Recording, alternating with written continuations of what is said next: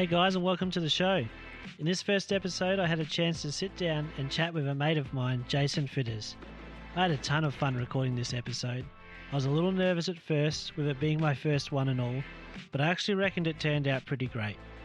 Jason, apart from being a super nice dude, is also an extremely interesting man.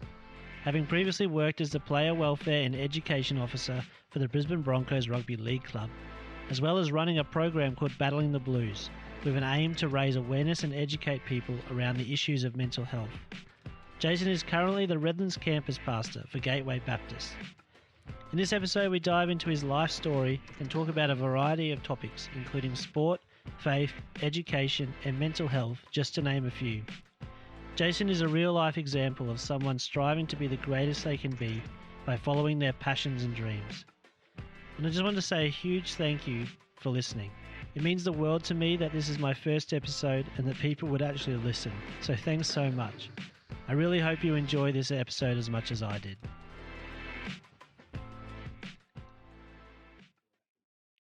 Good luck. I always say your name wrong and Danny picks it up. I say Fiddes because it sounds cool, but is it Fiddes? Look, it does sound cool, but it's not Fiddes. What is it? Definitely not. It's Fiddes. Fiddes. Okay. All right. Yeah. That's what Danny always says, but I've always said Fiddes, and no matter how much I try to change it, this is what happens. It's because of that E. Yeah. Fiddes. If you ditch the E and put an I, Fiddes. Fiddes. Yeah. Yeah. As long as it's not fiddles, fridges, feces, anything like that, I'm cool. All right. I'm probably still going to call you Fiddes the next time I see you because that's how I roll. Cap Talik's still calling me Fiddes, and we've been working together for like a year now. So. Anyways. That's good. Mate, I was trying to figure out where I wanted to start this conversation, and I thought, what do I know Jason does the most or likes the most? And whenever I look at your Facebook, it's always sports related. So I wanted to start off with sports because I think that's a mutual interest we both have. And what I was going to ask you, when do you reckon was the moment that you first sort of fell in love with sports? Man, I've been loving sport, I reckon, for my entire life. Growing up in New Zealand, the All Blacks were huge. The New Zealand cricket team was huge. So if I had to put a year on it, mate, I reckon I would have been, I reckon 4, 5. Yeah. I have a vivid memory of an All Blacks match. Yeah. And some great All Black legends. Yeah. Next thing you know, I was in the backyard kicking the ball around. But cricket was also another favourite sport of mine as a kid. Mm-hmm. I was a little too skinny and soft to play rugby, so I went to the I know the feeling. the softer sport. Okay, I'm not saying any comments there. No. But so from a very young age, mate, rugby would have been my first love. Yeah. But cricket was a close second. Is that just because there was always sport on in the house? How did that start, do you think? Well, New Zealand is a sport loving country. And, you know, back in my day, as old people like to say, there wasn't a whole lot of, technology and devices and all that kind of stuff around. Phones were still connected to a wall by a cable and stuff like that. So we're outside a lot. And as I said, the All Blacks were huge, and everyone loved the All Blacks. Everyone loved New Zealand cricket team. New Zealand's just a sport-loving country. Everyone was outdoors anyway. I was in a small town, and if one person was out on the street, then everyone else would go out as well. So, I just think it was the way, my country and my town was back in the day. They just loved it. Yeah. People were playing it all the time. You just naturally get drawn to it. What town was that? So is it North Island or South Island? Yeah, all right. So we're in the North Island. Okay. City called Wellington. Oh, yes. And a little town called Wainuiomata. Give it a go. Go on. Wainui what? Wainuiomata. Wainuiomata. Well done. Wow. And I bet it doesn't look anything like that written. Does it look like that written? Yeah. Yeah, okay. Yeah. So Wainuiomata. Yeah, wow. Wainuiomata. There you go. Yeah. Wainuiomata. That's it. Yeah. See, it's just rolling off the tongue now, mate. Yeah. There you go. Yeah, that's interesting because I've been to the South Island, but not the North Island. Okay. And this is just a random, I don't know why it's popped in my head, but they was on one of those game shows the other day, and they said, "What's the capital of New Zealand?" Yeah. And What do you say? What I do you said think? Auckland. Yeah, Because right. but I feel like most people would say Auckland, but Yeah. Wellington would be the one. Yep, it is to this day. Yeah, there you go. So we're talking about, so when you grew up in New Zealand, how long did you live in New Zealand for? So I lived there until I was 12. Till you were 12. Yeah, which was 1988. Yeah. I'm guessing you would be 12 in year 7. Yeah. What did that look like? Just sports mad, things like that, pretty much? Yeah, pretty much. Yeah. Yeah, look, sadly, I must have been 9 or 10 years of age. I had a car accident. Wow. And crushed a vertebrae in my spine, the T12 vertebrae, which actually floored me. And I was in hospital for an extended period of time, blah, blah, blah. So after that, the sports that I had to choose were non-contact sports, not very physical. That would have been heartbreaking. Yeah, it was. It was. So I was playing a little bit of rugby. I made a joke about being soft earlier. Yeah. But, I was a good little halfback for my school team. Which was a school called Glendale Primary School. Glendale, okay. So I was a good little halfback, but after the car accident, I kind of had to pull out of rugby and I started playing cricket. But even that took its toll because there's a lot of twisting and turning in cricket. Yeah. Around that 12 years of age mark, it was heading into year 7 or whatever it was, and was loving cricket. And the move to Australia was on the horizon. Yeah, pretty much. What prompted the move to Australia? Oh, look, my mother, who had split with her husband a couple of years before that. It just felt like it was time for a change, and she wanted to come to Australia and go to Bible college. There's one here in Brisbane that she was keen on. Yeah, okay. So I think everything was just lining up, for a new start, something different. Let's go to Australia. She can study Bible and know Jesus more because she was a follower of Jesus at that point. And that's what she decided to do. And it was tough for me when I was 12. Yeah. Leaving friends and things like that, I imagine. I had a really good mate back then, and I remember the last Sunday at church before we made the move, he wouldn't get out of his family car because he was pretty upset. It was a really emotional time, but I remember it so clearly. Yeah. It was a big gig for me, and I'd have to say the first year in Australia was an eye opener.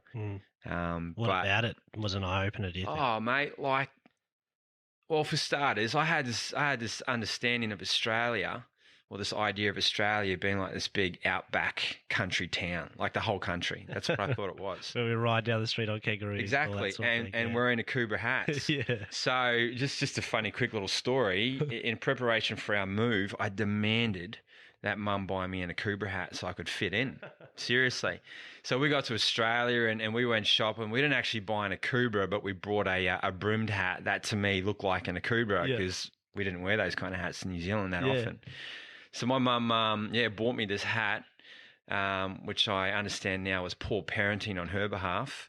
Didn't do the research sort of thing. No, that's right. We didn't really look into this concept of what Australia was like.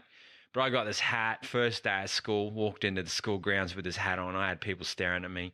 There were other kids who were wearing like caps, Australian cricket team caps and stuff. And I had a few people call me some names, day 1 and 2 and 10 at school. Tough, definitely. Yeah, it was, but it was, with hindsight, blooming funny. Yeah. Come on. Yeah, hilarious. Yeah, but outside of that, it was just making new friends, and it is a new culture. The weather's different as well. Mate, I got hammered with mozzies the first year, and I used to get like these really big, bites that would swell up, and I couldn't walk and stuff. Wow. You must be like allergic or just... Yeah, I don't know if they were just like different mozzies. I'm not sure if they changed from country to country. Probably. Everything in Australia seems to want to kill you. So. Yeah, that's right. I'd say they're probably different. Yeah, I reckon. But, after, 3 to 6 months, the mozzie bites were not an issue. But anyway, just some weird stuff. Whereabouts was that? When you moved from New Zealand, did you move to Brisbane area? Yep. Yeah. And we moved into a suburb called Thornlands, which is 5 minutes up the road from where you and I are sitting right now. Yep. So 1988, February the 14th to be exact, was the day we moved to Australia. We moved into Thornlands, and I have pretty much lived in the Redlands, which is the city where you'd find Thornlands. Yeah. If I explain that correctly, the Shire, which is now a city. Yeah. And we're thinking about calling it a coast. Yeah. I don't know what's going on there, but so what's that? I hadn't heard of that. So what? Yeah. So we were a Shire. Yeah. We moved to a city, and there's this big push from people in council to rename us the Redlands Coast. Mm. There's no waves though. Yeah, true. At least the Gold Coast has got surf. That's correct. Yeah. I don't know what the thinking is, man. No. I got no idea. Let's see what happens. It's the Redlands Coast. The Redlands Coast. Watch this space, eh? Yeah. See what happens. That's it. And I've been here nearly the whole time. I did 2 years in Sydney. Yeah. When was that? 3 years in Sydney. 96, 7 and 8, I think it was. But outside of that, mate, Redlands hard. Yeah, wow. And so in this time, so you say you're 13 around now, 13 or 14, I guess, when you've now moved over. You've kind of, I guessing, settled in to Brizzy life, Australian life. The mosquitoes aren't destroying you as much anymore. Because we'll get to it in a bit later, but you've had a variety of jobs and occupations. But did you have any sort of like feelings of what you wanted to be sort of when you grew up, as we kind of think when we're kids? Like, had that started to begin yet, or were you just living the dream, just being a high schooler? Yeah. No idea what I was going to do when I was a kid. No idea whatsoever. There was one point where I wanted to be an All Black. Yeah. And then there was another point where I wanted to play cricket for New Zealand. And then we made the move to Australia. And then not long after moving to Australia, my mother enrolled me or registered me at a local basketball club, which used to be right here at the YMCA in Victoria Point, where you and I are sitting right now. So basketball became the sport that I played, and I chose it because of my back, basketball being a non-contact sport. And I loved it, and I picked it up quickly.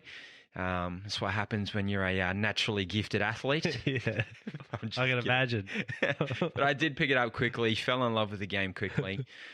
And then from that point on, I pretty much wanted to be a professional basketball player, playing the NBA. But along the way, I knew that, those goals seemed very high and lofty, and I, my heart of hearts knew that was going to be a very, very tough gig.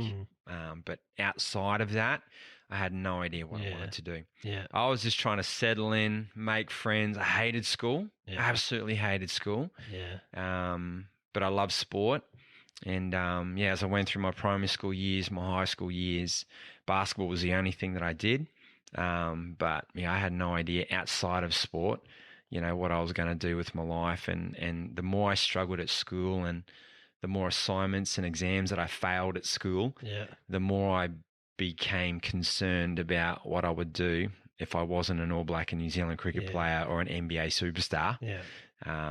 It was a bit of a tough journey, actually. So do you think so when you say you became concerned, did you start to, you think, have like anxiety, things like that around that? Or because I know from my experience, I was the same, hated school. My parents, they pretty much had my parents on speed dial because I had that many detentions. And I was in a lot of trouble, which is the opposite. As you know, my wife, Denny, she was the opposite. Yeah, right. We would not have been friends at school.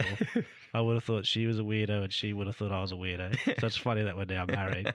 Yeah, that's right. Yeah, it's funny how the world turns out, As the great philosopher Paula Abdul once said, opposites attract. Mate. Yeah, exactly. Yeah. It's so funny. But I just remember for me, on that period of end of high school, having no idea what I wanted to do. And to a certain extent, I still kind of think that way there was a lot of anxiety that sort of, Mm. I don't know if it's anxiety, but just a lot of even comparison. You look at people and you're like, they know exactly what they want to do. Yeah. Why don't I have that? Yeah. Do you think that affected you in any way, or? Yeah, look, I think with back then, yes, there may have been, elements of anxiety and ingredients that make up anxiety, uncertainty, worry, all that kind of stuff. And but obviously I didn't know what it was, and with all the information we have around it these days, you can easily go, yep, that's what it is. But back then, yeah, there would have been a little bit of that. And I think it was more about, if I'm not doing well at school, how am I going to put a roof over my head? How am I going to look after myself? When I got to like year 9 and 10, and I started doing work experience that had been arranged by the school, and because I wasn't, an in-class kind of guy and whatever, they were hooking me up with like landscapers and builders, and I did like half an hour of those work experience opportunities, and discovered very quickly that I was not built for work outdoors, or anything of a physical kind of thing.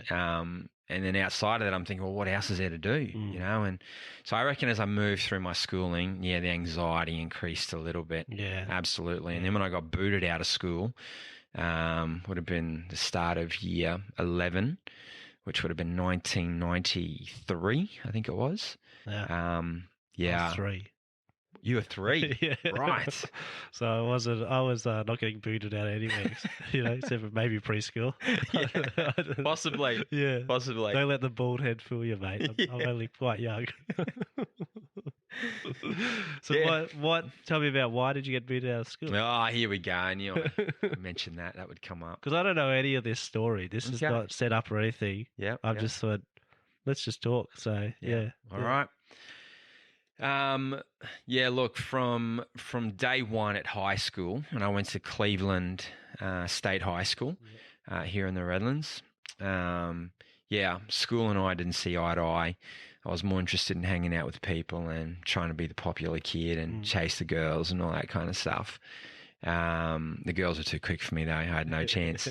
From day one, I didn't enjoy school, and I was trying to cover my tracks in a whole bunch of different ways. So I was developing a bit of a rap sheet really early. And that included, not listening in class and not doing homework and not wearing the right uniform and all this kind of stuff. And then, you get detentions here and there, and then you get a bit of a reputation. There's a big X that goes on your back. And whenever you do anything that looks like poor behavior, bam, detention or whatever it is. And they just kind of got worse and worse and worse. And I made some dumb choices around, probably year 9, when I started getting involved in what I'll call extracurricular activities. Yep. I think I understand what you mean. Yeah. Cool. What rating is this podcast? It doesn't matter. Whatever you want. Okay. Yeah. Look, and that just exacerbated things, and it got worse. And so eventually, there was an incident related to illicit drugs. Yep. That saw me brought before the principal and the school board, and my mum had to come in, and they pretty much just pulled the rap sheet out.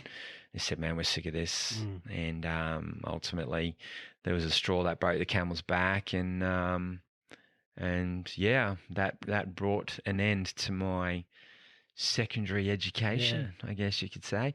Although I went to Capalaba State High School for a year after that. Yeah. But it wasn't a part of the normal secondary school curriculum. They developed this 1-year course called the adult tertiary preparation course. Yeah. And what was that involved? Like, mate, they made us work on the gardens around the school, and it was like community service for high school age students within the school property, pretty much. Yeah. And there was no tertiary preparation whatsoever. No. Well, I reckon there was, but I didn't notice it or pay attention or whatever. So, I had a similar thing. My school, it was so funny looking back on it, but they had this brilliant idea that the detention would be in the sick bay, and there's a flipping bed in the sick bay. So detention was my favourite part of the day. I'd just fall asleep until the rest of the day. Of the day, it was just like a daily routine. Oh yeah, sometimes it got to a point that way, and because I had a similar thing. You get this sort of rap sheet, and you get an X on your back. No matter what I did, my mates and I, even if it was just swinging on a chair, it'd be like detention. See you later. We're like, sweet. See you in 3 hours after a nap. That's right. But we had this thing called Voc Ed, which is vocational education. Yep. So it's essentially, what did we used to do? 3 days of schooling, which wasn't really schooling. 1 day of like at TAFE, so I did welding courses and things. It was awesome. And then 1 day of work experience. Okay. But the English teacher, this is at Redlands College, just not far from here as well. Yeah. She just decided she didn't want to deal with me. And so literally every English class, I would get to go and help build the drama sets.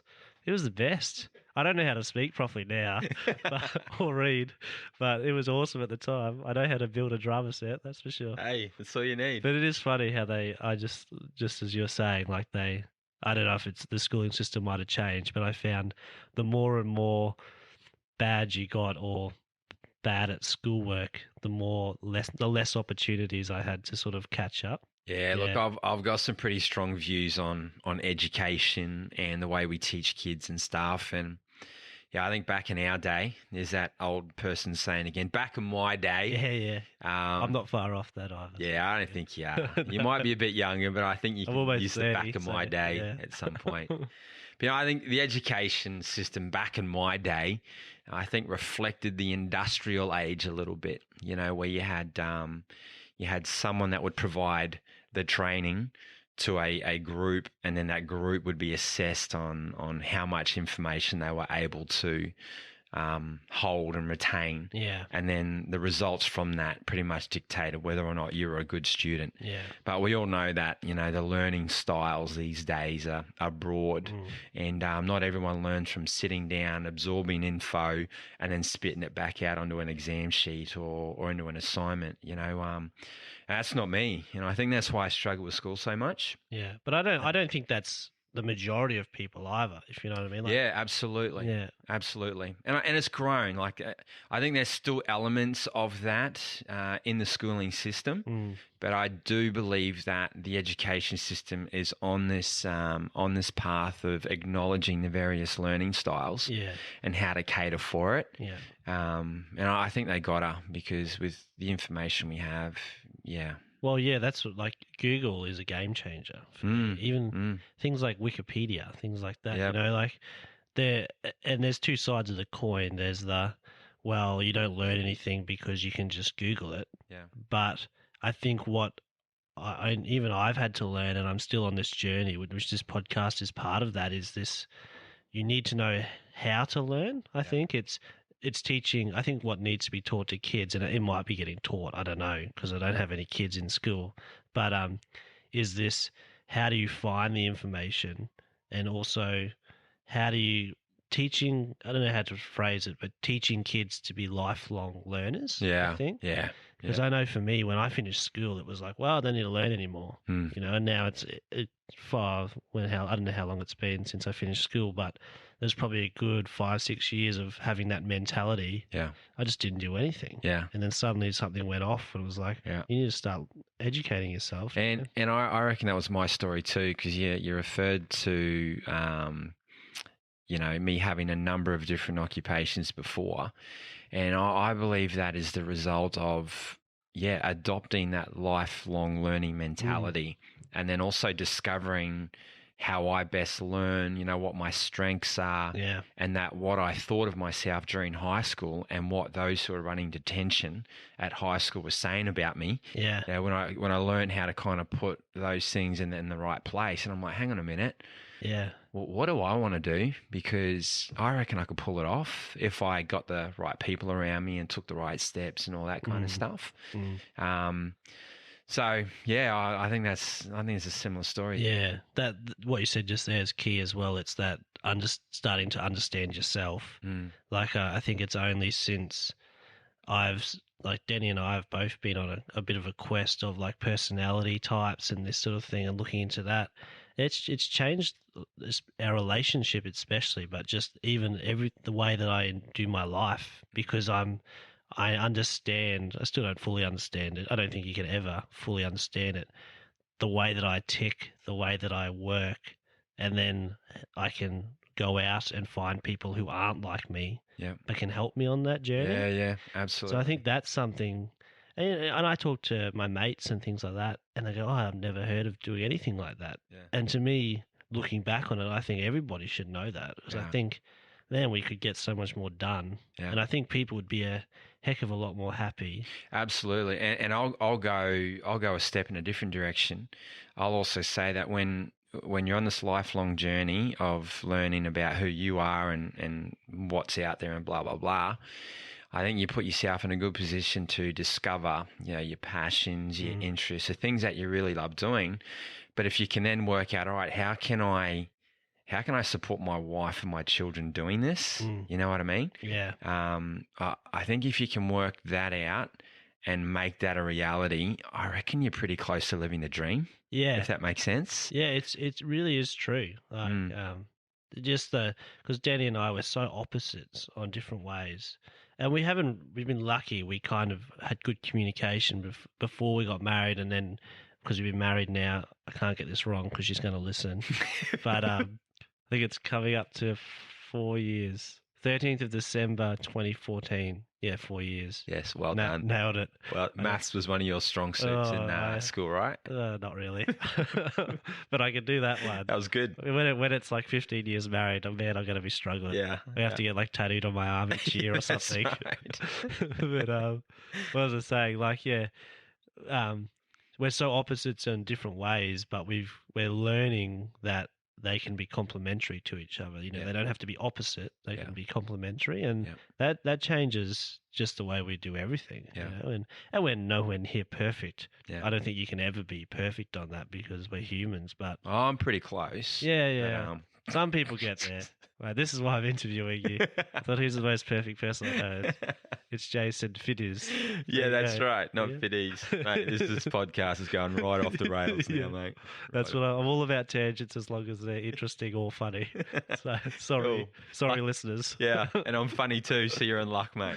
I'm perfect and I'm funny and athletic. Yeah. So, well, you knew this, so I should say as well, this is my first time. This is my first guest. Jason has nicely come onto the podcast and got into the room. So if it's gone off the rails, this is probably why. But we're podcasting, baby. We're podcasting. What's going on? This is great. Living the dream. Yes. That's true.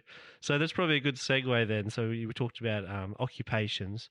So you come out of school. What sort of this? I didn't want it to become like a timeline of your life, but that's what it's happening. Yeah, so we've naturally gone. It's all good.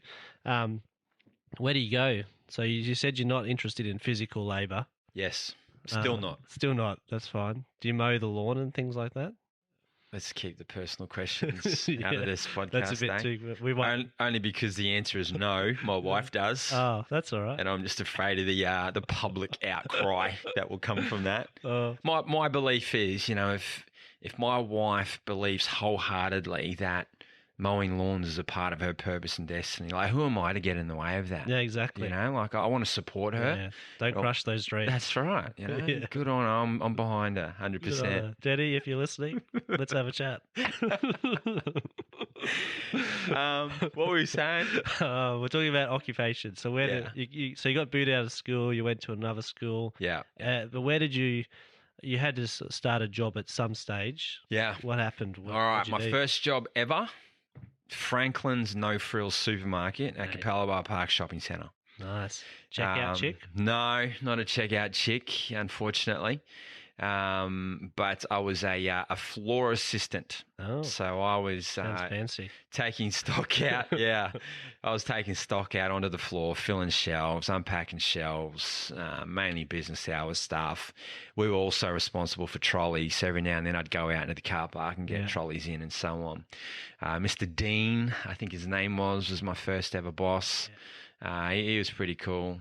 Looked like my dad, to be honest. wow. So it was kind of awkward. Yeah. Especially since I hadn't seen my dad for about 10 years. But anyways, but you know what? I had a good time there, man. I started off casually Thursday nights and Saturdays, and then got a full-time gig.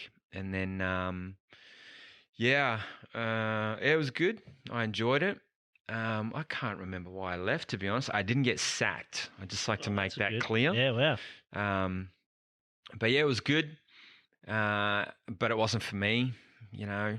I'm not sure why, but after that, my friend owned this is where it gets a bit kind of funny and weird, but my friend owned a construction company, like an earth moving company. Yep.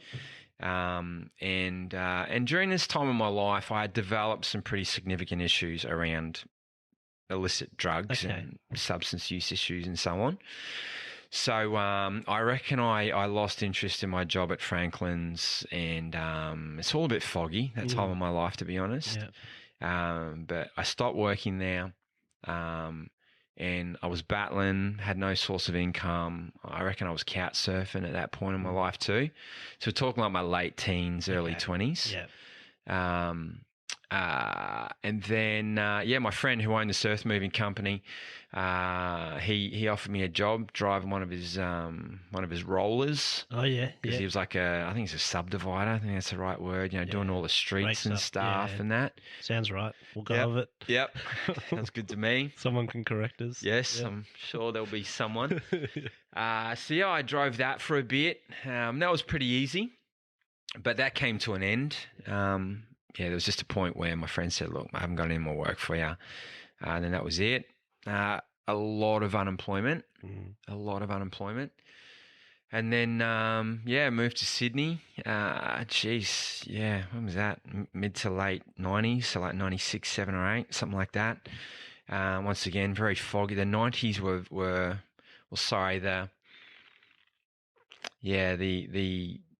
the mid to late 90s were very foggy for me, very foggy. But I went to Sydney, worked there in a bar for a couple of years. Why'd you move to Sydney, just to change? Yeah, I had no opportunities here. I had an auntie and a cousin who lived in Sydney. They live in this cute little suburb called King's Cross, believe it or not. Beautiful place. It is, yeah, lovely. You know, if you want to find a lifelong partner and get married and buy a house with a white picket fence and live happily ever after. It's like the Shire. King's Cross. That's Redlands Coast. Yeah, sorry. King's Cross Coast. That's it. But I'd actually spent Christmas at my auntie's place in King's Cross, like for years before that. I was just out of options and opportunities, so I moved down there. And my cousin got me a job in a cafe / bar / restaurant called the Zanzibar Cafe. And kitchen hand stuff, and then bar manager and all that kind of jazz, man. And but then the cafe got sold. The owner was a bandito. It all went a bit pear-shaped after that. My substance use issues went to a whole nother level. Just because you were, I'm guessing, because in that area, a lot more available. People you were associating with and things like that. Yeah. And I was working like through the night and sleeping through the day, and the Zanzibar was a pumping little place, and sounds hectic. Yeah, it was. Yeah, and so coming out of that foggy period, then, was at some stage you end up as the Broncos chaplain or player welfare? I'm probably wrong there, but you're right. You're absolutely right. It started as a chaplain, and then I became the player welfare officer at the Broncos. So we skipped a bunch of years. I didn't just walk out of King's Cross and into Red Hill.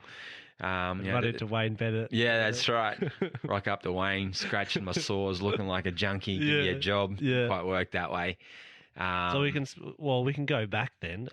Look, there's not a whole lot that needs to be said. There is a significant moment in my life that drastically changed the direction of my life. And I don't know how deep we can go into spiritual stuff here. As deep as you want. Yeah, nice. Really, there's no sort of limits. So cool. There's no, whatever you want to say. And this is a pilot, right? This is a prototype. Exactly. The first one. So we'll soon find out if there's limits. Yeah. If the number of listeners drops off after this next comment, if we go from 0 to negative 100. That's right. Might just need to narrow your objective with these things. Yeah, exactly. Look, so let me just sum it up this way. Broken home, moved countries, car accident, father not in the mix, didn't do good at school, no idea what I wanted to do other than being a professional athlete, made some poor choices, got involved in illicit drugs and things like that, experimented with a whole bunch of things, a couple of jobs that didn't quite work out. I got pretty sick, couch surfing, didn't have stable accommodation for a while. I ended up in Sydney. Just picture what that could have looked like. Mixed with the wrong crowd. Got involved in some difficult things. I ended up finding myself in a very, very dark and dangerous place. Significant mental health issues. Significant issues with some people that I was rolling with back in the day. So I came back to Brisbane in 1999 and stayed with my mum for a bit. My mum was, still following Jesus and was going to a church, and this church had a youth camp on. And even though I was in my young adult years, my mum was like, you should go. It's all good. They're not strict on the age. Just go. I'll pay for you and all that kind of stuff. So, I just needed a good sleep and some good food and good company. So I thought, why not? I'll go to this camp. I went to this youth camp held by the Church of the Nazarene up at Majimba Beach on the Sunshine Coast. And actually the same guy who owned the earth moving company that gave me the job, he was the youth pastor at that point. So he organised this camp. So I knew who was going to be there and stuff like that. And I pretty much slept through the first 2 days of the camp. It was a week-long camp. I was sick and all that kind of jazz. So pretty much hibernated in my cabin. And the guy who was running the camp was really gracious. He'd just come in and check on me every now and then. How you going? Food's on. You want to come out? Like, he knew what he was dealing with and allowing me to come. And, day 3, I made my way out of the cabin and, started eating with everyone else and going to the sessions. This is a church camp, Christian church camp. And, so these sessions, there was singing and praise and worship going on. And my mate, the owner of the earth moving company, the leader of this camp, was the speaker. And he was, talking about how, he was talking about Jesus and who he was and what he did and what he offers and how we can have a relationship with him. And it just all sounded great. It just sounded like what I needed. And so that'd be the opposite of almost what you'd come out of. Exactly. It was the complete opposite. I've been looking for life in other ways and in other places, and I wasn't finding life. And along the way, I was experiencing heartbreak and stuff. I had a long-term relationship prior to this camp as well, and that all fell through, and that was pretty devastating. Tough. And so I was looking for life and happiness in all the wrong places. And what I was hearing at this camp, I was like, man, I got to give this Jesus guy a crack. So it would have been like the second last night of camp, because I was stewing on this, day 4, day 5. Something's going on here, and just thinking about it more, but not actually doing anything about it. And then it would have been either second last night or the last night of camp. There was something going on internally, in my heart, in my gut, in my mind, that I thought, I've got to do something here. And the instruction was clear. It was come forward, let someone pray with you, give your life to Jesus, confess your sin, confess the fact that you've turned your back on God, you've tried to live your life your own way, and ignore God's plan for your life and just give your life to him and ask him to help you. And then commit your life to, just following him and being in a relationship with him, whatever that looked like. That was the instruction. So one night I'm like, yep, I'm in. So made my way down to the front and fell in a heap on the floor, and it was an emotional response as well. And He had a whole bunch of people gather around me, pray, and that night I gave my life to Jesus, and that's when things changed dramatically. Yeah, wow. That's awesome. That's an awesome story. I reckon so too. Yeah. And let me just say, overnight, God healed me from my addiction problems. Wow. Overnight. So you just had no more sort of cravings. Yeah. That's incredible. Now, I will be honest and clear and say that he delivered me from a substance use disorder, which is what we call it today. But back then he delivered me from a drug problem. Yeah. There was still, I was still smoking cigarettes. That took longer for me to be. So, you know, it's easy for someone to go, yeah, God delivered me from this. You know, how good is it? But I want to be straight up and say that there was another issue in my life that was not healthy and I didn't want it. And that took longer. Yeah. And there are other areas in my life today that I'd love for God to deliver me from. So I still battle with mental health issues. Yeah. You know, I got depression and stuff like that.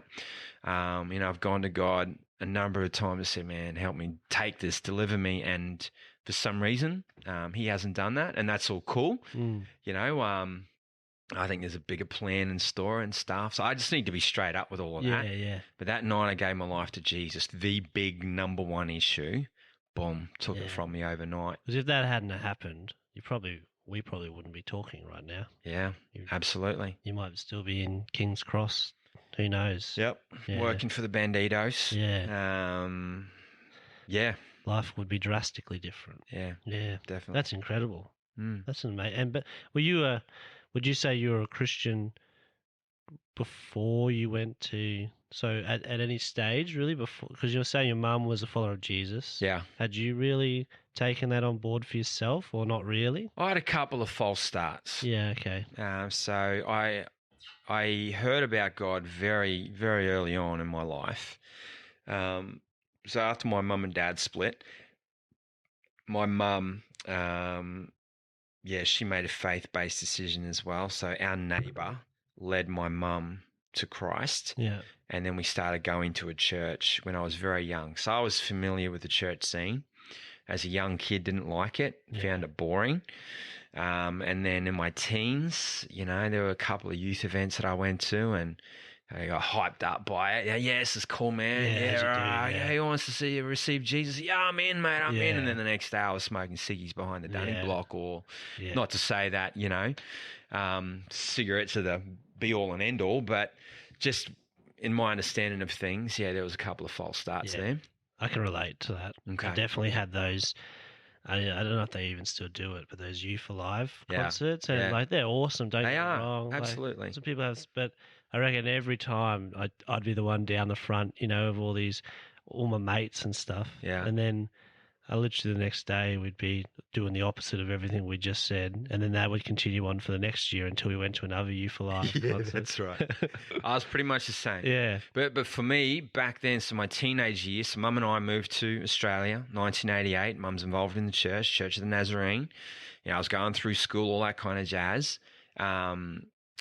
I would go to the youth camps that were on every year. So I knew what camp I was going to when I came back from Sydney. Yeah. I just hadn't been to one for a while. Yeah.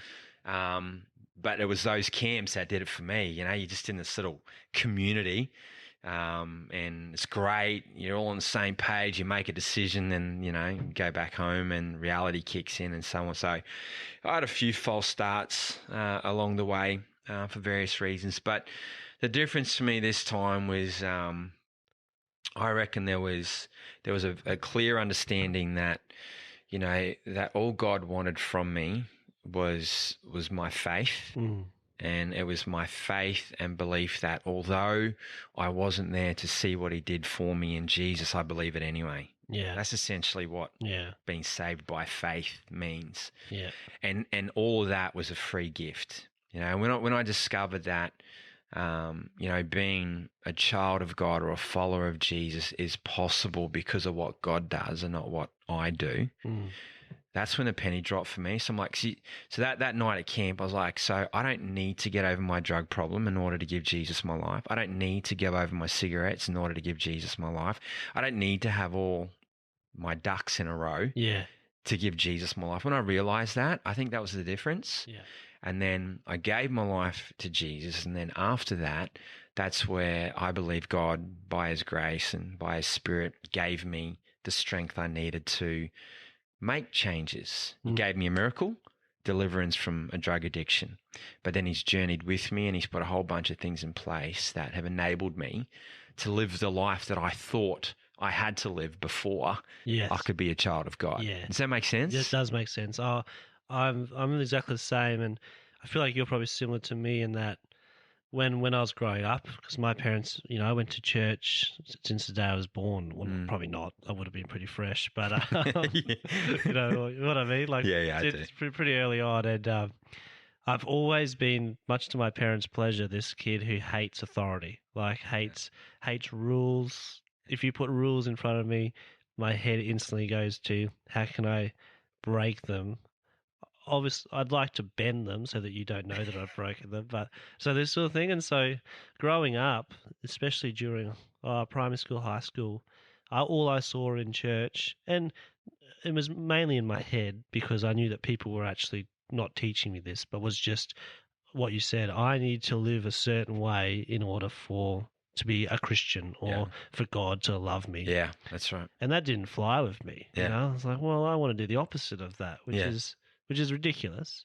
But so it wasn't until, I can't even remember now, must have been 19 or 20 after a lot of false starts as well that I came to that same position, which is, you know what, I don't have to have it all in order. I don't have to be this person before I can be called a Christian, quote unquote sort of thing. Yeah. And that's the game changer, and that mentality is what then changes your life to almost start to look like the people that I didn't want to be, which is so ridiculous. Yeah. And it's also the foundation of everything we do from that point on. You know, like mate, as you said before, you're far from perfect. I'm far from perfect. I hope people know I was joking before when I was joking about that. Probably get an email about that as well. You might. But, so along the way, I'll continue to make mistakes. I'll continue to do things that, I guess don't meet the expectations that the community has of, or the views or the stereotypical views they have of Christians, know, and I'm not justifying that or trying to, validate. I'm just saying that, my foundation for my faith is what you and I described, a God who loves us anyway. Yeah. And he just invites us to be a part of his family. Yeah. And we just receive that, we accept that. And then from there, he gives us the grace and the ability to live lives that, honor him and bless others and things like that. And if I do screw up along the way, I know that, that's that doesn't determine my faith position. That's so good. Yeah, so it sustains us for the long haul. Yeah, because you just can't do it any other way. It's not going to happen. Well, that's right. Yeah, absolutely. Yeah. And that's where I reckon a lot of people fall down in this faith game, especially the Christian faith. There's this picture they've got in their head of what a follower of Jesus looks like. Yeah. And it's the grand picture. It's probably the picture we all aspire to. Yeah. And then they give it a crack and then they realize, I can't do it. Yeah. This is all a load of crap. And then boom, they throw the baby out with the bathwater. Yeah. When you go around the other way. And it's like this cycle as well, isn't it? Yeah, I found myself there but a lot. And you still find yourself sometimes coming back to that and you got to remind yourself and definitely. But I say all of that, man, that was a long explanation of how I went from a junkie in the cross to working at the Broncos. We get there. We are. Well, what's the time frame? Goodness me. Well, we got it right. Okay, cool. Yeah. You'd be editing like a madman. It's only, what have we got? 48 minutes. So that's pretty good. Okay. Yeah. All right, sweet. Well, we won't keep everyone here Yeah. for too long, but In utter suspense. that's right. They're all nibbling on popcorn Yeah, right exactly, now. yeah. And They're just 3D glasses on. intrigued. Yeah. I don't know why they would have them on, but Yeah, that's the podcast. that's the picture mate. I have in my head. It works. I understand Yeah. what you're doing. But look, as a result of all of that, I've given my life to Jesus and saying, you know what, I'm probably going to screw this up along the way, but I'm going to continue to look to him and go to him and all of that and have him as my mentor in life. Things started to change. So, I joined, a local church, and very early on, the pastor was like, Jay, share your testimony. We'd love to hear it. So I did that. He's like, you're going to be a preacher? I'm like, you're an idiot. And he kept saying that. So I said, all right, what do I need to do? He's like, go to Bible college. So I did that. Yeah. I did 3.5, 4 years at theological college. Yeah. Which one was that? Nazarene Theological College. So I was Okay. part of the Church of Nazarene back then, Yep. which comes from the Methodist movement. All right. I have some strong, not strong, but there is a Methodist flavour to the way I do spirituality and faith and so on. So I graduated from Nazarene Theological College here in Brisbane. And it was really good to leave an educational institution without being asked to. Yes. That was a fantastic achievement. It's a for me. milestone. It was. Loved it. At that point, though, I think the last 2 years of my time in college, I was doing some student pastor stuff. I was preaching a lot, running youth group, running Bible studies. So this would have been, 2002 and 2003. Yep, maybe about that. Once again, very foggy, even though I was in a better place. Mate, there's a lot's going on. Exactly, yeah. But I was doing all of that back then. And then, it was called to my first pastorate in 2004 at a church called the Riverview Church of the Nazarene out near Ipswich. Yep. It was like a church plant, very small. I wouldn't even call it a church plant. It was very small. But my wife and I, who had just got married, so this time I'd started dating Ange. Yeah. She fell head over heels in love with me and wanted to hold on to me. Yeah, that's right. Perfect, athletic, educated, all that stuff that I've been referring to. I'm kidding for those of you who may be listening down the track. And we got married, so we moved out there and did that. And it was a tough gig. It grew by the grace of God, but we nearly killed ourselves in the process. But I was a pastor. Would have been an interesting thing to be doing when you're newly married as well, I imagine. Yeah, definitely. And it put a lot of strain on our marriage. Okay. A lot of strain. And in fact, when Angela fell pregnant with Jackson, our first child, who is 13 today and is sitting outside this room with your wife doing some talking about basketball. Yeah, because Danny loves basketball. She does. Yeah, she's great at it. Favourite thing. She's great at it. When Angela, when we were expecting Jackson, we thought the best thing to do was to pull out of that ministry position and focus on our marriage and the arrival of Jackson, which is what we did. Yeah. So I took a couple of years off the ministry, and I was unwell. I was burnt out from ministry as well. I worked for Foxtel. Yeah, okay. Like a sales manager. I can imagine you being like, so you weren't a salesperson at Carindale Shopping Centre or something? Well, funny you say that. Yeah. So I started off in that role. Okay. So they're called kiosks. Yeah. And so I was a kiosk advisor. Yeah. So I came out of ministry, needed a job, saw this job in the paper. Angela's like, look at the money. So there was a salary base and commission that you could get. She's like, you should go for it. You're good at talking. You're good with people. So I had started to discover some of my strengths by this time. Yeah. So I applied for it. Yeah, got it easily. Nice. And I worked in one of those kiosks as a kiosk advisor or a salesperson, flogging off Foxtel. Yeah. And I began at Carindale Shopping Centre. Wow. There you go. But I was, before too long, I was killing it, bruh. I was killing it. So I was, top of the state or top 3 in the state in sales. So I went into like a management position. So I started managing the kiosk at Carindale. Yeah, wow. And then I started managing the kiosks and malls on the south side of Brisbane. So, training staff and trying to hit KPIs and stuff like that. It was pretty cool. Yeah. Free Foxtel, which I enjoyed. Mate, that'd be awesome. Yeah, it was. It was. Do you still have any connections? Because I need free Foxtel. I don't, unfortunately. All the sports now on Foxtel. I don't. That's right. But see, I've been with Foxtel forever and a day. So just recently I threatened to cancel my Foxtel. Yeah. And they threw every deal under the sun at me just because I'd been with them for so long. Free this, free that, massive package for the base package price. I'm winning still. That's the key, isn't it? That's what my brother taught me. If in doubt, threaten to quit. Yep. And you get some pretty good deals. You do, especially if you've been with them for a long time. Yeah. Yeah. But so yeah, I did that, and then not long after that, I just really sensed the call. Actually, a whole bunch of other stuff's happened there, man. I actually went into disability support work after that quickly. Yeah. A lot of variety then. Yeah, there's a lot of variety, man. That's and then I did that for a little while and then ended up back at the pastorate because by that time I was living back in the Redlands, and my wife and I and Jackson at this point were going to Cleveland Baptist. Okay. And the senior pastor at Cleveland Baptist heard a bit of my story, and they were looking for a youth pastor. So he tapped me on the shoulder and he's like, "What are you doing?" I'm like, "Mate, I'm the king of Foxtel." Yeah. And he's like, "You thought about coming back to pastoral ministry? We're looking for a youth pastor." And I still had a bit of burnout. So I was kind of like, not yet, but I'm open to it.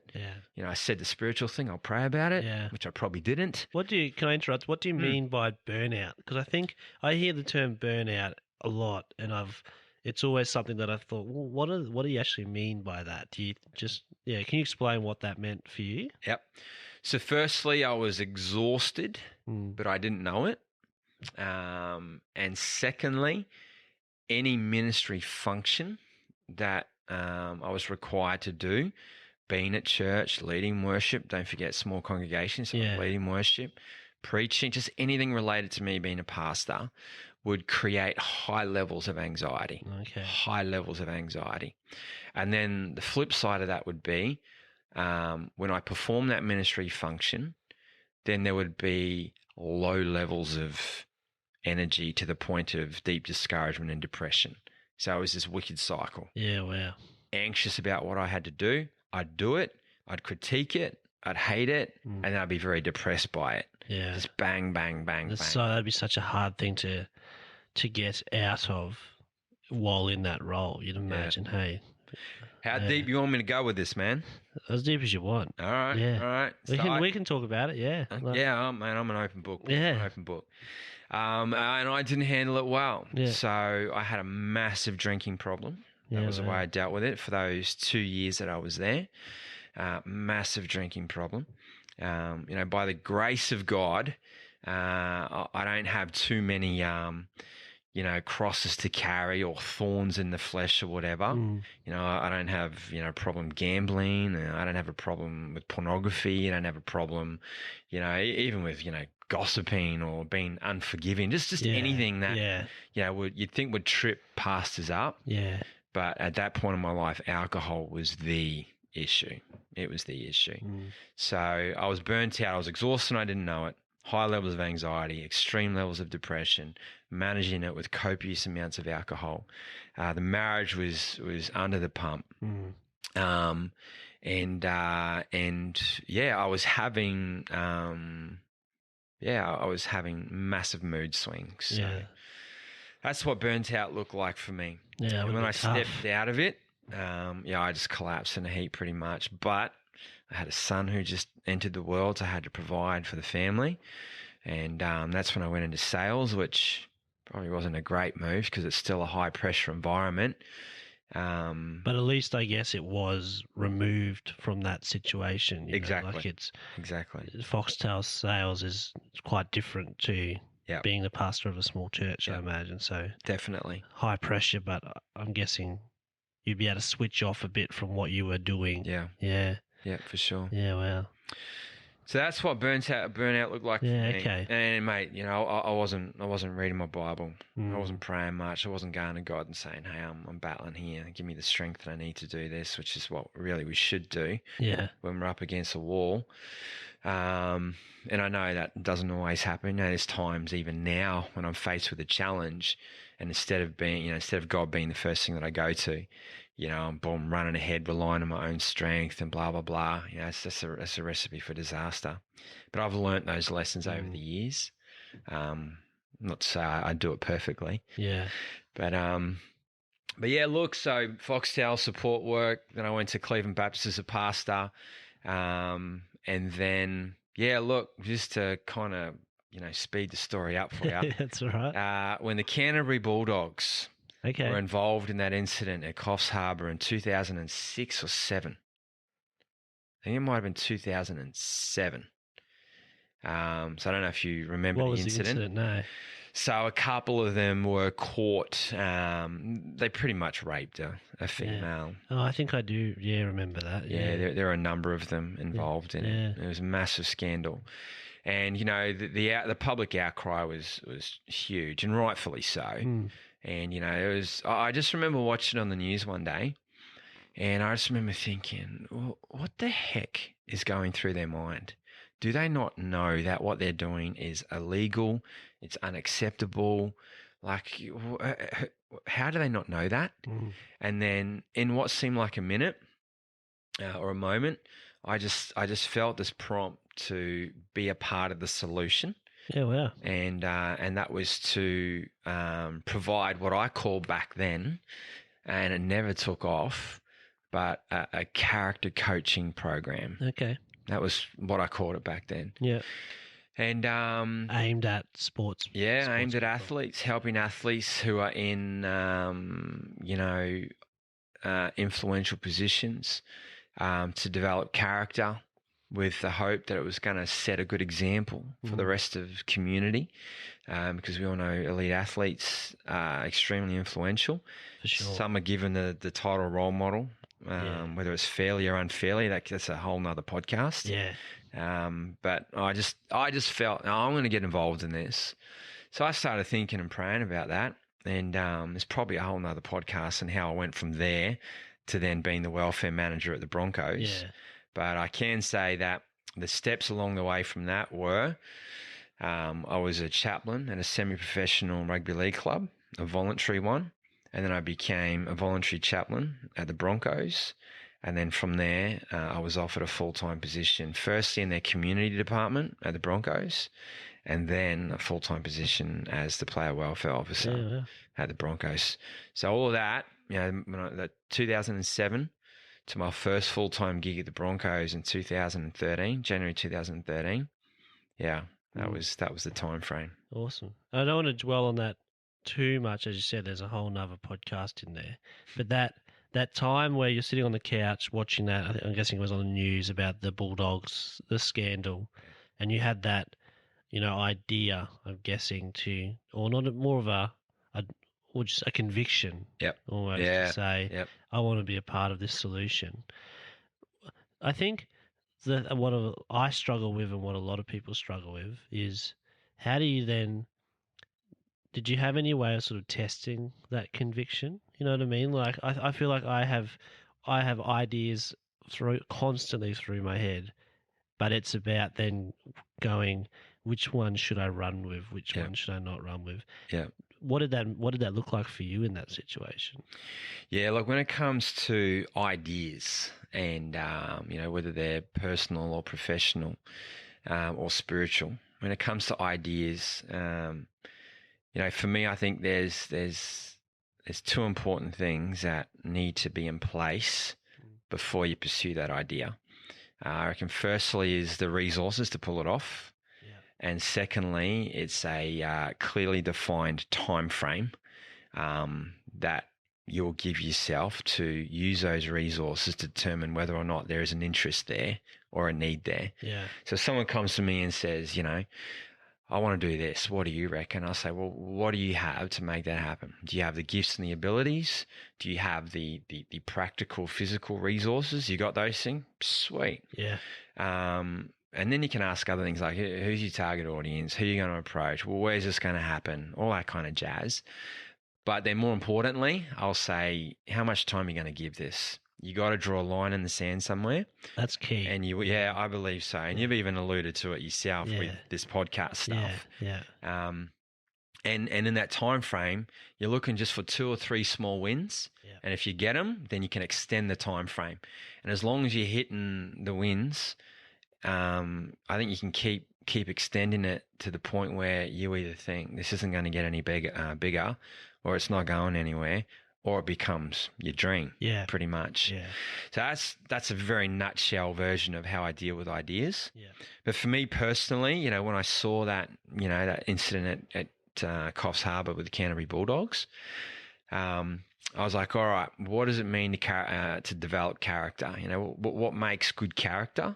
So I came up with, I think it was like 4 or 5 topics that I thought I could speak into, provide a seminar on that'd be filled with activities and a little bit of assessment at the end and all that kind of jazz. All those different learning styles that we were talking about before came into it. Yeah.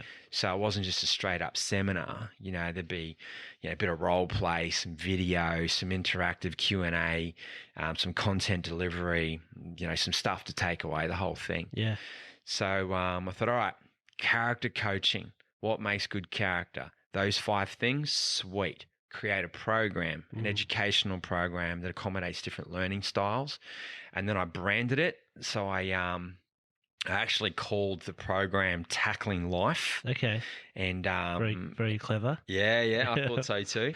And I invested into it. Yeah. I think I invested about $500 into it. So I got a cool logo happening and created just like a little brochure. Yeah. An overview of the program, what was included in it, what can be expected, and then I just started spruiking the thing, man. Yeah, nice. So and this is the other thing when you're talking about wanting to get involved in professional sport, the number of people that have gone and knocked on the door of a professional sporting club saying, "Hey, give me a job," mate, they're in the thousands. Everyone's done that, and they want to do that. The chances of a CEO or a head coach going, "Yeah, all right, I got no idea who you are. I don't know what floats your boat. So, yeah, come on in. It's a full-time job." Man, that doesn't happen. Yeah. All right. Pretty rare. It's very rare. If at all. The way to go from being a couch coach or a couch potato to mentoring the captain of the city's most well-known sporting team is doing what I've already said. But then it's starting somewhere on the pathway and more so at the start. So I went to a local junior sporting club. Yeah. Start there. Yeah. And I went to the CEO or the president and I said, "Hey, you know what? I've got this program I'd love to offer you. I'm going to give it to you for free. All I want to do is identify a team that you think could use it. And mate, local junior sporting clubs, they'll take all the help they can get in regards to partial care, well-being, all that kind of stuff." Start there. Yeah. Capture it all on film, on photos, increase your hype material, if you know what I'm saying. Well, it's like that.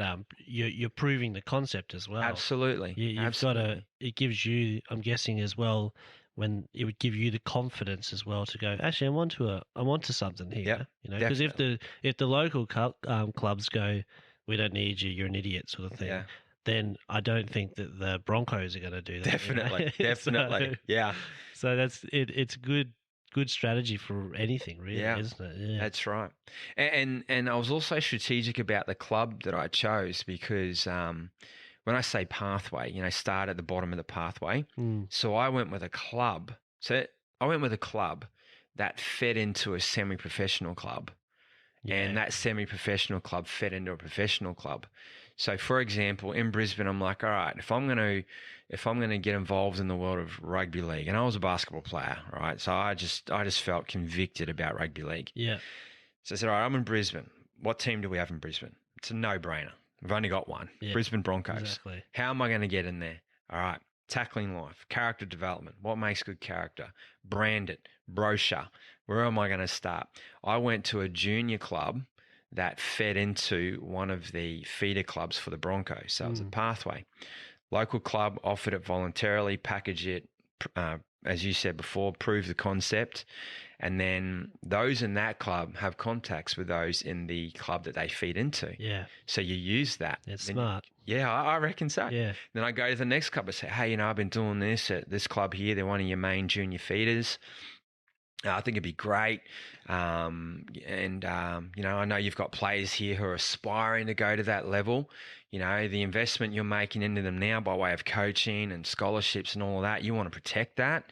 You don't want to, spend 10, 12 years developing them for the NRL. Yeah. They get there and then blow it because they were a part of a six-man situation at Coffs Harbour. Yeah. I said, man, just let me help out, I'll do stuff for free. Here it is. I'm happy to pitch to your board, whatever. Yeah. And lo and behold, that worked. Yeah. All of a sudden, I'm now mixing and mingling with people who have connections to the Broncos. And that's so key, is that there's such a huge difference between a cold introduction and a warm introduction. You know, like it goes so I far. like that, actually. Yeah, and if you've got people that have seen what's happened, they're championing what you're doing. Yeah, and that would have gone a long way. And that's exactly what happened. Yeah. Now on the other side, there was another journey going on where, being a pastor and wanting to be a pastor in the world of sport as well. So I had kind of like this professional pursuit, but also a pastoral pursuit as well. Yeah. And along the side of that, I was going down the sports chaplaincy track. So I'd linked up with Sports Chaplaincy Australia at that point, and they were running these sports chaplaincy courses in Brisbane. And the state coordinator for Sports Chaplaincy Australia at that time, his name was Billy Hunter. He was the sports chaplain at the Broncos at that point. And he had been the chaplain there since day one. Yeah, and still is. He's got another What's young his guy. Name? Billy Hunter. Billy Hunter. He's got another young guy helping him from Hillsong at the moment. But he's still the man there. And anyway, doing this course, I met Billy, and Billy and I hit it off. And Billy was saying that, because the under-20s had begun back then. Okay. And he's like, man, too much for me. I need a sports chaplain for the 20s. I'm like, man, you won't believe what I got going on in my heart at the moment. I said, man, you make it happen. I'm with you. I'll commit to it. He spoke to the under-20s coach at that time. His name was, what was his name? I just had a massive mental blank. That's my life. Yeah, okay. Look, it doesn't matter. I'm 42. People can Google it. Yeah, they can. Yeah. Matt Wood. Yeah. That's his name. And, he teed it all up. So I started doing chaplaincy for the under-20 Broncos in 2009, I think it was. Okay. And back then, players like Dane Gagai, Jordan Kahu, Matty Gillette, Benny Hunt. Yeah, they were all coming through there. Wow. Corbin and Tarek Sims were there as well. Who else was, big names? Andrew McCullough was coming through the system. There was heaps. Yeah. And so I was doing chaplaincy then and then doing the welfare stuff on the side. And eventually those two worlds collided. Yeah. And then, yeah. So what is when you say sports chaplaincy, or so you were the chaplain for the under-20s, what did that involve? So practically, I'd go to at least one training session a week with the aim of just building relationships, trust, rapport, all that kind of stuff. And the overall objective of a sports chaplain is to provide pastoral care during times of change, challenge, or crisis. And it heavily relies on the club utilising that role and referring people if a change, challenge, or a crisis comes up. So I'm not running skill sessions. I'm not running the strength and conditioning session. I mean, check me out.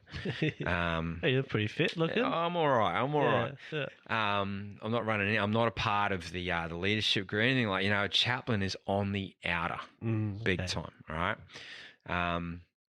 So yeah, look, it's just getting around, building relationships, and as you do, you become aware of what they got going on. Whether they got girlfriends, kids, married, struggling with stuff. Like you just learn all of that through building relationships. Yeah. And then you just offer care at the right times. And sometimes you get involved in christenings or dedications, depending which denominational hat I'm going to put on from one day to the next. And, you know, weddings and funerals and all, there are opportunities for all that kind of stuff along the way. It's building relationships is your big thing, hey? Definitely. You know, there's this understanding, and it's a myth, that sports chaplains have the ability to share the gospel every day.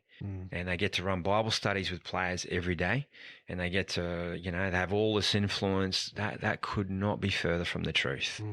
And in fact, it takes a sports chaplain years to get some kind of momentum. Yeah. You know, they don't travel with the team. More often than not, they're not even given a polo. Yeah. You know, there's this myth around sports chaplains. The ones that are heavily involved and may travel once or twice throughout the year and are, you know, part of the furniture, they've been in the game for 10 years plus, voluntarily. And they would have made, you'd imagine, relationships not just with the players, but the staff and coaches who then in order can make those decisions to absolutely they're the doorkeepers, they're the gatekeepers. You got to get on side with the coach, with the staff members, all of them, because they can make your life easy or hell. You know, for me, being a chaplain and then a staff member at the Broncos, the hardest part for me was actually not the players. That was the easy part. It was actually the staff. Because, you know, for a wide range of reasons. And to be quite honest with you, I left the Broncos because of that. So just felt like you were running into the wall kind of thing a lot. Yeah, like it's those that run an NRL club are all mates. You know, they're all old boys. They've been in the game for years and all that, and yeah, this is actually a topic for another time because it's a long one. Podcast. Man, forget other people. Let's do a series. Yeah, let's do it. But like to be honest, I didn't feel like I was a part of the staff at any point during. Yeah, that would have been tough. The way people get a full-time gig in a club of that nature is you've been in the game for years. Your best mates with someone who works there, or excuse this description, you're sleeping with someone that's in that circle. It's the only way you're going to get in. For an absolute random to be sitting on a couch watching the news, you know, in 2006, to then, you know, be a full-time member of staff and had no relationship or contact with any of them at any point along the way prior to my pursuit, in my opinion, is only of God. Yeah, and that's incredible. Yeah, it's man, and I do look back on it, and I'm going to write a book on this one day. Yeah. I've been talking about writing this book for about 2 years. Well, maybe you can come back on the podcast and we can promote your book to the hundreds of millions of people that will be listening. Yeah, that's right. That'll be true. It'll happen. Yeah. Look, and just to be clear, the book's not going to be about, you know, career development, you know, how to take a career idea or a ministry idea and turn it into a career. It's actually about sports ministry. You know, how to use sport to build relationships with the community for the sake of telling them about Jesus. That's what the book's about. So that's another podcast. Yeah. And then, so moving from that, because what are we at now? Bro. Yeah, we're going to have to wrap it up soon. I didn't think we'd be able to talk for this long. You're an interesting man. Mate, you're easy to talk to. Oh, that's good. That's a plus for the first one. I'm glad you gave me that feedback. So hopefully I'm somewhat easy to listen to. Otherwise we're in real trouble. What was I going to say? So moving from there, so I just wanted to touch on this as well, because I don't know much about this either, so we don't have to spend too much time. But you do, and I noticed because I've seen it on Facebook, the place where all knowledge and wisdom is found. Absolutely. You also do something on the side with Darius Boyd. Yeah. And I'm probably going to get the details wrong here. Go for it. But it's called Battling the Blues. That's it, man. So tell us about that. What's going on there? Because that's almost my extent of my knowledge on that. So. Yeah, cool. in a nutshell, I was the player welfare officer at the Broncos when Darius was released from a mental health facility and came to the Broncos. So he landed at the end of 2014 in preparation for the 2015 season. Darius and I hit it off very quickly. So knowing his journey, club gave me very clear instructions to get with him as soon as he arrived and look at the plan that he has post mental health facility. And we did that, and we actually have very similar backgrounds. And anyway, my job was to help him implement the plan that he got from the mental health facility, make sure he got healthy, stayed healthy, and was ready for the 2015 season. He'll tell you that I played a huge role in that. Yeah. Maybe the biggest role.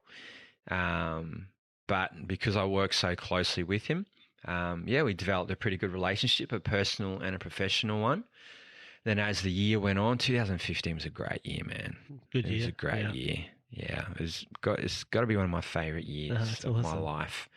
And obviously we went to the grand final. We didn't win it. But Which was it? Was that against Cowboys? Cowboys. Yeah. Was that the one where there was a penalty kick at the end or something? No, it was the one where Ben Hunt dropped the ball on the kickoff.